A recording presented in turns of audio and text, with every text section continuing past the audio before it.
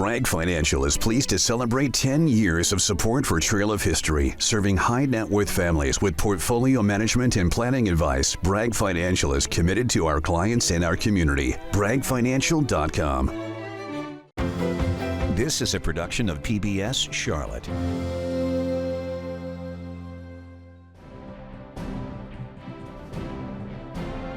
In the history books, we often hear about Lexington, Concord, Valley Forge, and Yorktown, each one marking a key moment in the American Revolution. But to understand how the Revolution was won, you have to look south. It was death for the British by 1,000 cuts. From the fall of Charleston to the surrender at Yorktown, the British faced a fight they never fully expected in the southern colonies. Coming up, 3 local reenactments open a window on the Southern campaign and the fighting that unfolded across the Carolinas.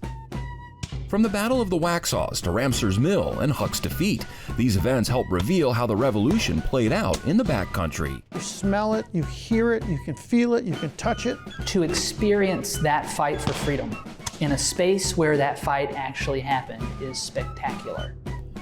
At the Battle of the Waxhaws, see how history doesn't always match the story handed down. We needed a story. We needed a villain.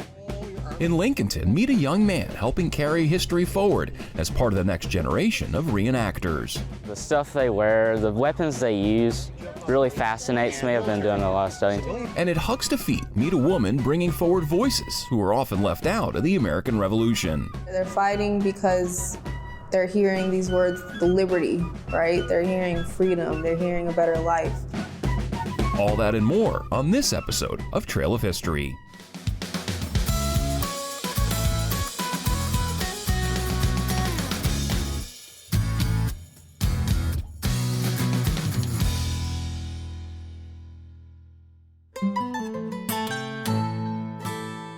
From the towering skyscrapers of uptown Charlotte to the sprawling suburbs across the region, it's hard to imagine this land is wilderness, filled with wildlife and indigenous nations like the Catawba, Cherokee, and Waxhaw, who made their home here.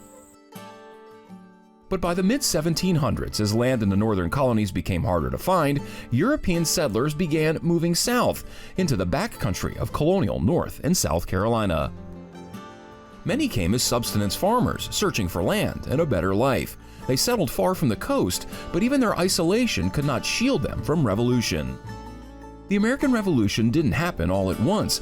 It built over years, as taxes, protests, and growing resentment pushed the colonies closer to a break with Britain.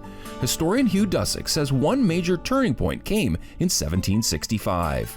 One can trace it all the way back to 1765 with the Stamp Act, when the British attempted to tax the colonies. And this precipitated a lot of resentment and anger in the American colonies. We can see many incidents along the way, such as the Boston Massacre of 1770 or the Boston Tea Party of 1773. But the publication of Common Sense by Thomas Paine really crystallized the American revolutionary point of view.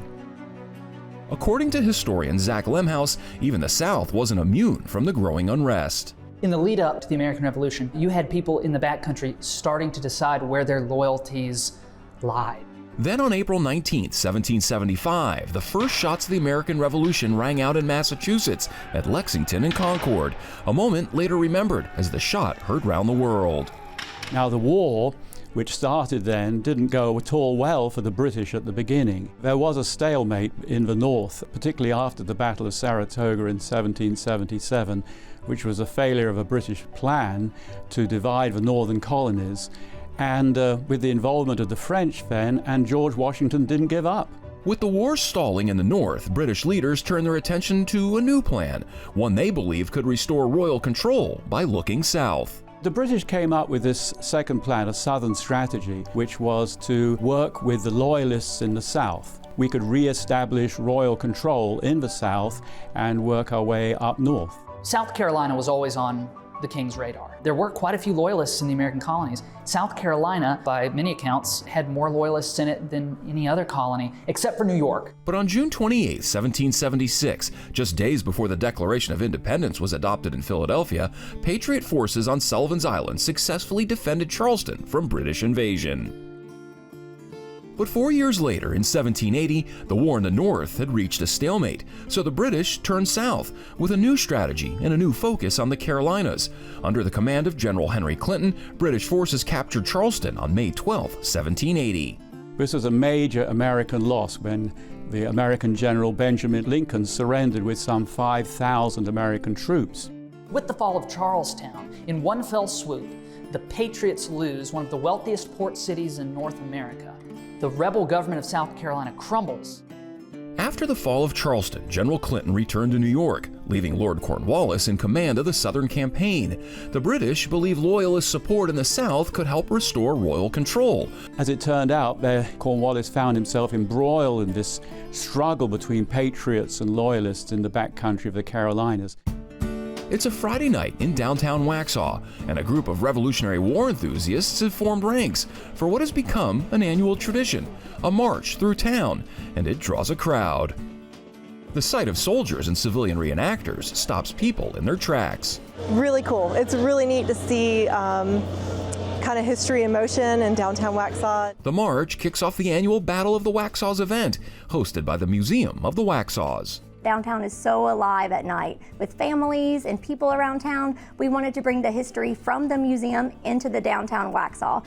Then on Saturday and Sunday, the museum welcomes visitors to step into the Carolina backcountry and experience life during the American Revolution. It's more than just a battle weekend. We have living history, we have settlers taking over the whole entire museum grounds, and they do their encampment and they truly live in the 18th century for the weekend. What's amazing about our living history units and our reenactors is that they want to talk to you. They want you to learn and they want you to experience things. It's a hands-on experience.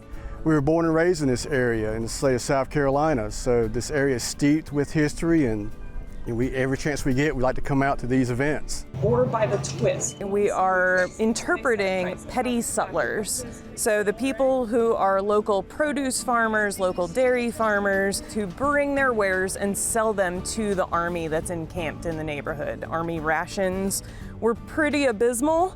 While many come to events like this for the military demonstrations, historian Karen Bloom says the Revolutionary era tells a much larger story. The American Revolution is different from the War for Independence. The Revolution was a social, ideological, political, economical, it was a true revolution. And the war, the military fighting part of that, was a piece of that. And I think it's really important to portray the civilian side of the military conflict because just like modern militaries, an army depends on its civilian support. And in the Carolina backcountry, after the fall of Charleston, the war no longer felt distant. For many families, it arrived right at their doorstep.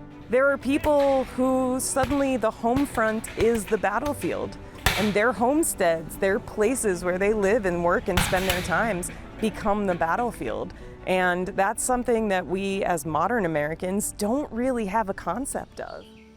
Patriot forces would again feel the pain of defeat just 17 days after the fall of Charleston. On May 29, 1780, a Patriot force from Virginia under Colonel Abraham Buford was overtaken near the Waxhaws. Officially known as the Battle of the Waxhaws, the engagement is often remembered as Buford's Massacre, and each year the Museum of the Waxhaws reenacts this early turning point of the Southern campaign. But like many stories passed down from the Revolution, what exactly happened at the Waxhaws depends on who told it and why.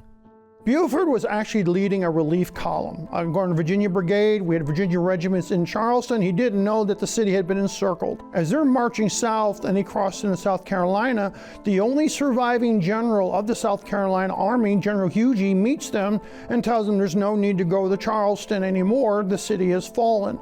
So at that point, he turns around, he starts to return home. But word of Buford's location made its way back to Cornwallis, and he ordered Banastre Tarleton to track him down. He catches him just outside of Waxhaws. It's 3 o'clock in the afternoon. He sends one of his officers up to demand his surrender. Hopefully, again, he uses his notoriety saying, well, it's Tarleton, you'll surrender. That's when the story takes another turn. Buford chose to fight. Buford had a 3-to-1 ratio against Tarleton. He could very easily defeated Tarleton. Tarleton forms his men in line. They draw their sabers. Tarleton ordered his charge. They go in. Buford fires his one volley. Then chaos. What happened next is a source of controversy. Did the Americans try to surrender and the British refused the surrender? Tarleton claimed that his horse was shot from under him and he lost control of his men. Tarleton was a fighter. He would always be in the mix of it. He's leading one of the wings. So as they're charging, his horse is shot out from underneath him. He's now caught under his horse.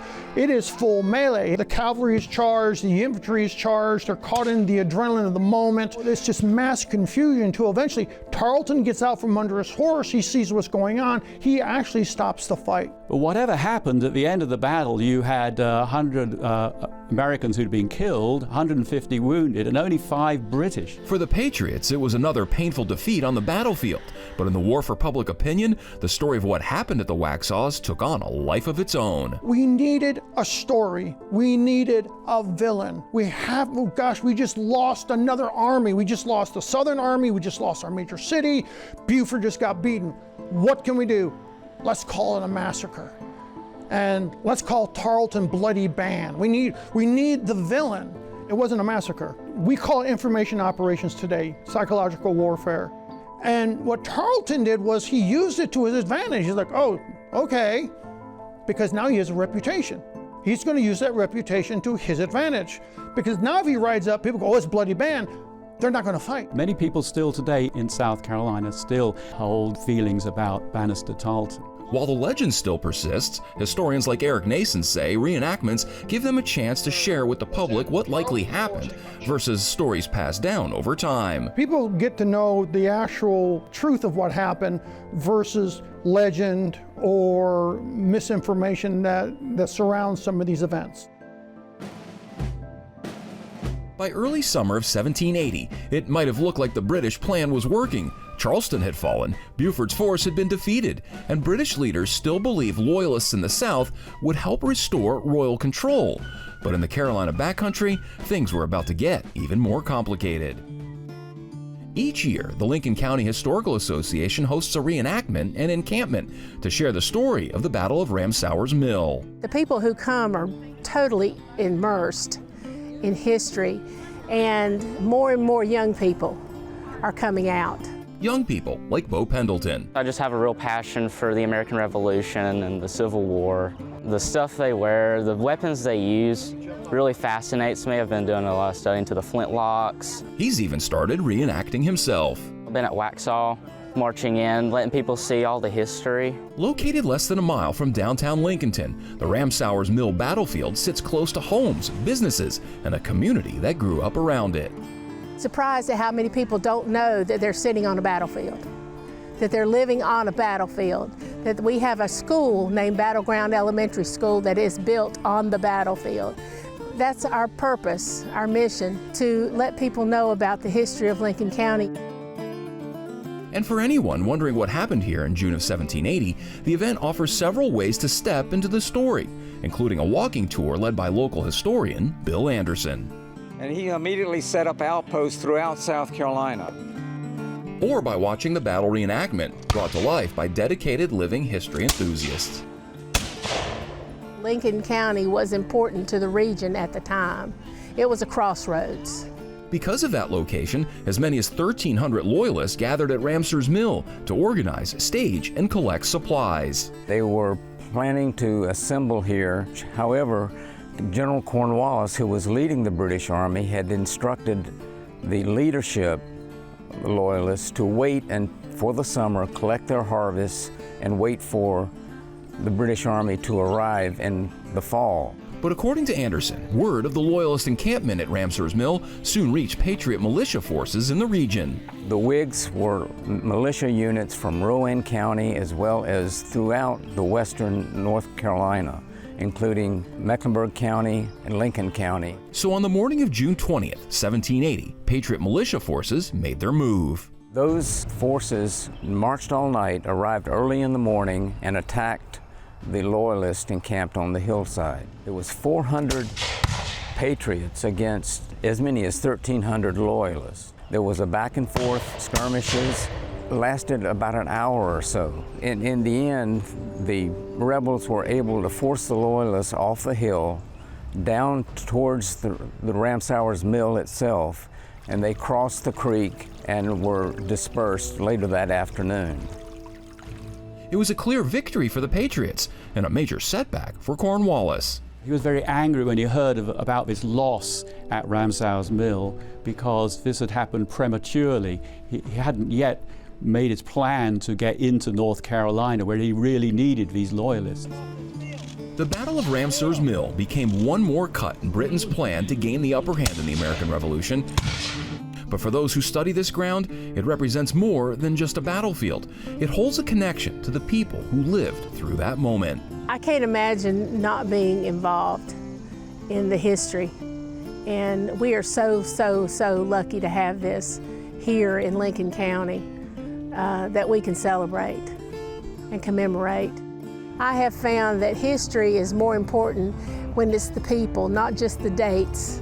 They were just like us, but they worked a whole lot harder, I think, than maybe we did, because if you imagine, if you've gone into the cabin now and seen what these ladies are doing in there, it was survival. Many of us have deep family roots in Lincoln County.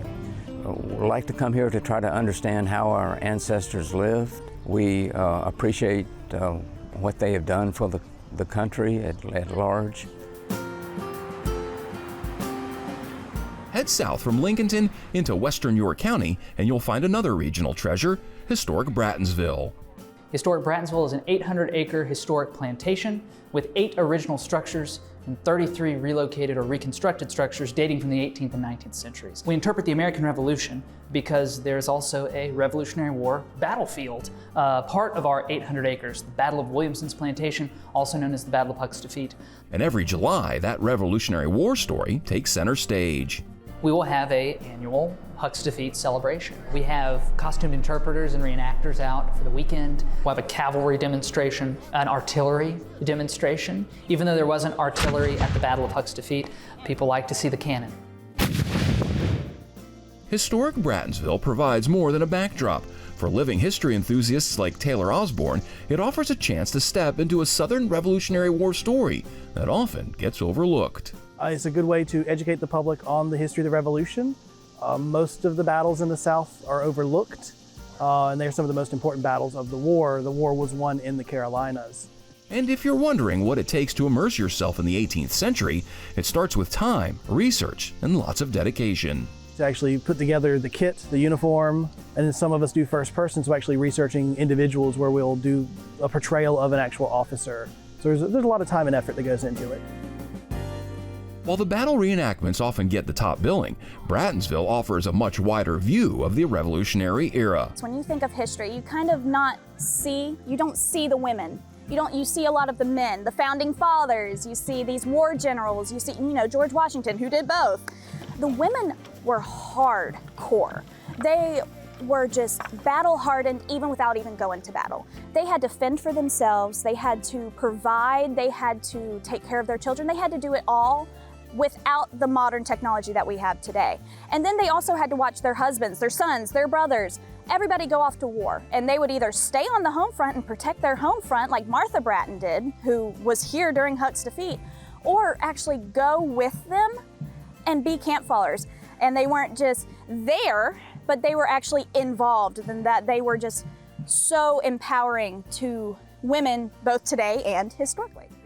But women are not the only people whose roles have often been left out of the American Revolution story.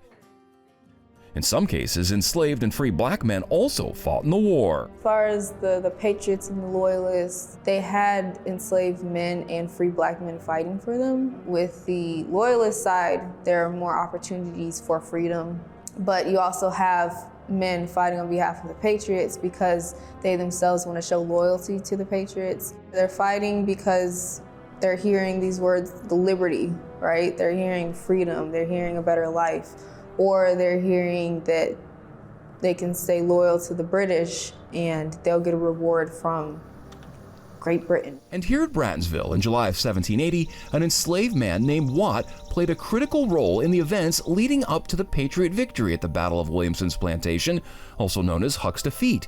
At the time, Colonel William Bratton was encamped with other Patriots about 15 miles away. on the east side of the Catawba River, present-day Fort Mill, right? Near a very prominent crossing in the river called Nation Ford. Patriot militiamen organized themselves under Thomas Sumter, the Gamecock, right, if you know your South Carolina history. Meanwhile, British Captain Christian Huck was scouring the South Carolina backcountry for Patriots, moving from farm to farm, including the home of Colonel William Bratton. Bratton wasn't there, but his wife Martha was. Now, she'd been warned that Huck was on the way, and she dispatched an enslaved person called Watt to go and find Colonel Bratton and alert him to what was going on. Huck then went with his force, about 120, to the Williamson plantation nearby. What happened the next morning on July 12, 1780, is the story that's brought to life every summer at Brattonsville. Now, by this point, news of Huck's whereabouts have arrived at Thomas Sumter's camp on the Catawba River. And a contingent of patriots under the command of Colonel William Bratton and a few others is sent. 3 groups of soldiers under Huck's command. You have 2 groups of Loyalist militiamen, you have provincials from the New York Volunteers, and you have the British Legion Dragoons. The 2 companies of Loyalist militiamen, they are farthest away from the house. And that's who Bratton and his men are going to encounter first. They're sleeping in one of the agricultural fields of Williamson's plantation. It's 5 a.m., right? They are not prepared for a fight. As Bratton's men moved into position, the element of surprise held, but that changed when a Loyalist guard found sleeping at his post suddenly woke up. And about the time that Bratton and his men come within range of these Loyalist militiamen camping in the field, that guard wakes up. And the patriot that Bratton left behind executes his duty and shoots that guard. And the report from that gun alerts the Loyalist militia that are sleeping in the field, and that's when Colonel Bratton and his men open fire. After Bratton and his men make quick work of those Loyalists, they proceed on closer to the house, and that's where they find Captain Huck and his dragoons. So when the first shots of the battle were fired, Huck was actually inside the home, and he steps out onto the front porch to see what's happening, right, to investigate the gunfire. And thinking fast, the Williamson family actually closes and barricades the doors, so Huck can't get back inside. And he has left his green dragoon coat inside the house, so he can't get back in to retrieve his coat. So he's forced to mount his horse and lead several cavalry charges in his white shirt sleeves. So after trying but failing to lead several of these cavalry charges, Huck is forced to retreat. And as he's attempting to retreat, 2 Patriot militiamen level their guns simultaneously. A guy named John Carroll and a guy named Charles Miles. And they level their guns at Huck as he's riding away, and they fire simultaneously. Huck is struck in the back of the head, and he falls from his horse.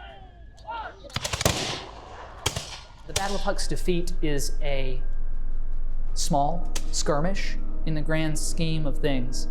By all accounts, it lasted 15 minutes or less. However, despite its brevity, it's a very important battle, at least regionally, because it boosts Patriot morale at a time in this conflict when Patriot morale was very low. After Huck's defeat, the Carolinas became a patchwork of large battles and smaller skirmishes, from Hanging Rock and Camden to Charlotte, Kings Mountain, Cowpens, and Guilford Courthouse. Each fight added pressure, slowly wearing down British resolve. It was a death for the British by 1,000 cuts, for lack of a better term, right? You have all these small skirmishes and battles. In South Carolina, you have well over 200.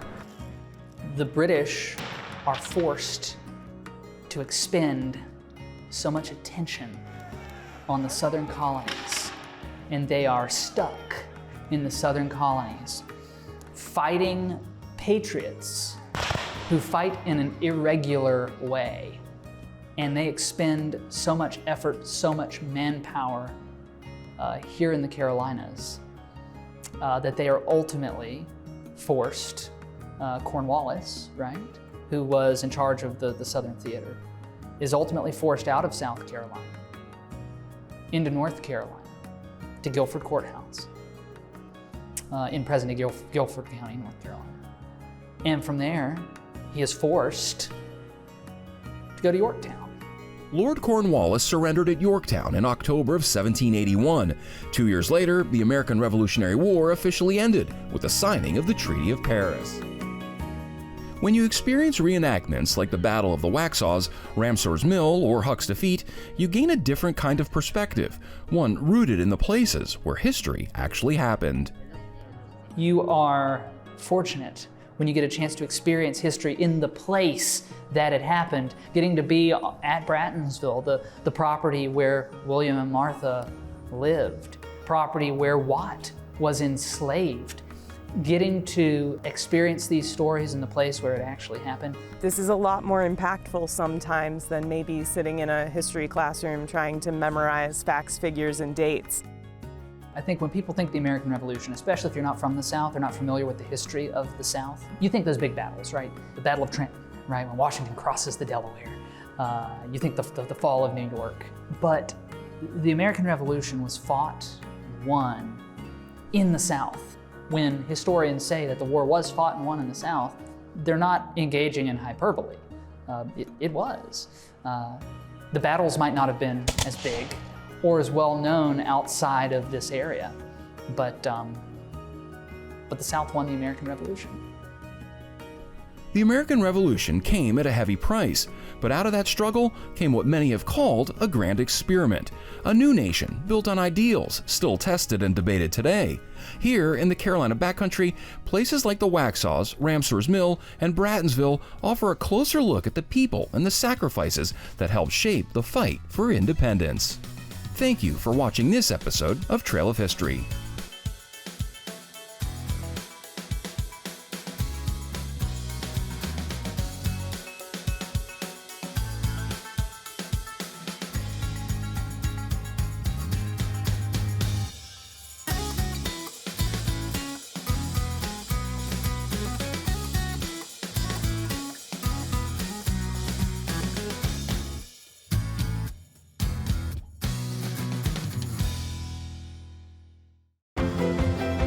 Production of PBS Charlotte.